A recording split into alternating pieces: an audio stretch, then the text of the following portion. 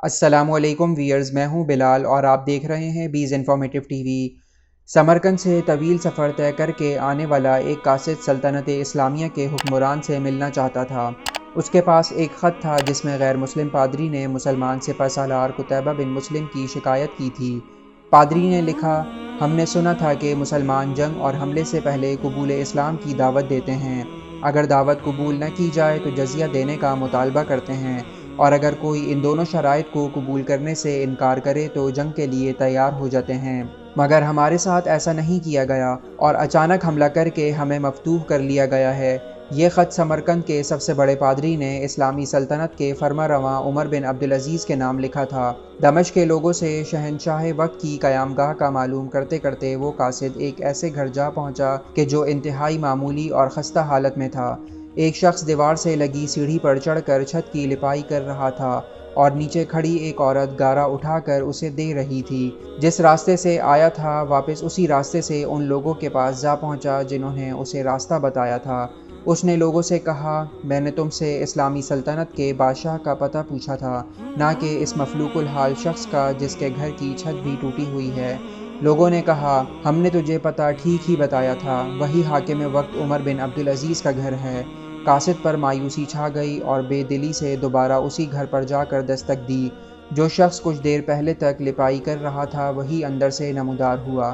قاصد نے اپنا تعارف کرایا اور خط عمر بن عبدالعزیز کو دے دیا۔ عمر بن عبدالعزیز نے خط پڑھ کر اسی خط کی پشت پر لکھا، عمر بن عبدالعزیز کی طرف سے سمرقند میں تعینات اپنے عامل کے نام ایک قاضی کا تقرر کرو جو پادری کی شکایت سنے۔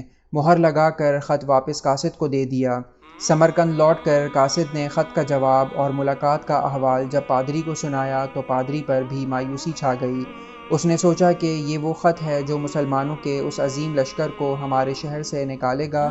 انہیں یقین تھا کہ کاغذ کا یہ ٹکڑا انہیں کوئی فائدہ نہیں پہنچا سکے گا، مگر کوئی اور راستہ بھی نہ تھا۔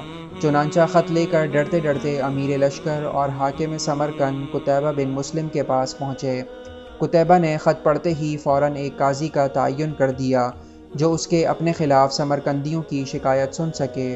قاضی نے پادری سے پوچھا، کیا دعویٰ ہے تمہارا؟ پادری نے کہا، قتیبہ نے بغیر کسی پیشگی اطلاع کے ہم پر حملہ کیا۔ نہ تو اس نے ہمیں اسلام قبول کرنے کی دعوت دی تھی اور نہ ہی ہمیں کسی سوچ بچار کا موقع دیا تھا۔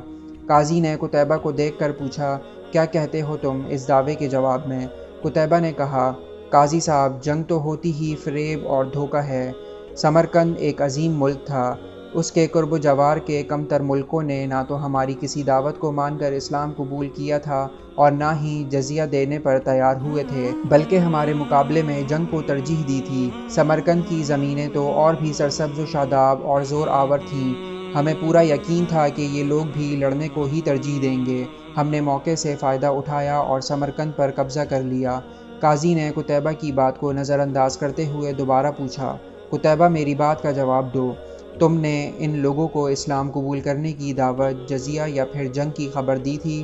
قتیبہ نے کہا، نہیں قاضی صاحب، میں نے جس طرح پہلے ہی عرض کر دیا ہے، ہم نے موقع سے فائدہ اٹھایا تھا۔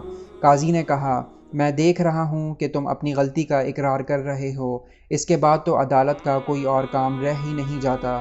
اللہ نے اس دین کو فتح اور عظمت تو دی ہی عدل و انصاف کی وجہ سے ہے، نہ کہ دھوکہ دہی اور موقع پرستی سے۔ میری عدالت یہ فیصلہ سناتی ہے کہ تمام مسلمان فوجی اور ان کے عہدیداران بما اپنے بیوی بچوں کے اپنی ہر قسم کی املاک اور مال غنیمت چھوڑ کر سمرقند کی حدوں سے باہر نکل جائیں اور سمرقند میں کوئی مسلمان باقی نہ رہنے پائے۔ اگر ادھر دوبارہ آنا بھی ہو تو بغیر کسی پیشگی اطلاع و دعوت کے اور 3 دن کی سوچ و بچار کی مہلت دیے بغیر نہ آیا جائے۔ پادری جو کچھ دیکھ اور سن رہا تھا وہ ناقابل یقین تھا۔ چند گھنٹوں کے اندر ہی مسلمانوں کا عظیم لشکر قافلہ در قافلہ شہر کو چھوڑ کر جا چکا تھا۔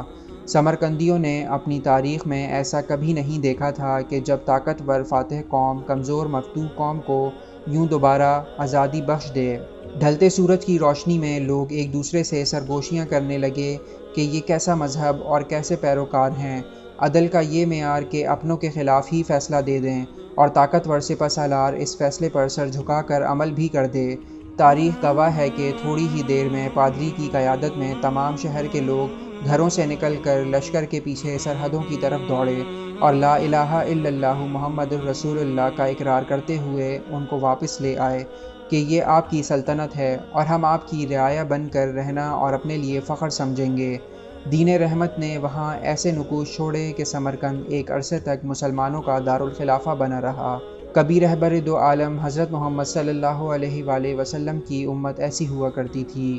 تو دوستو، یہ تھی ہماری آج کی ویڈیو۔ اگر آپ کو یہ ویڈیو پسند آئی ہو تو ویڈیو کو لائک کر کے چینل کو سبسکرائب ضرور کر دیجیے گا۔ اگلی ویڈیو تک کے لیے اجازت دیجیے۔ اللہ حافظ۔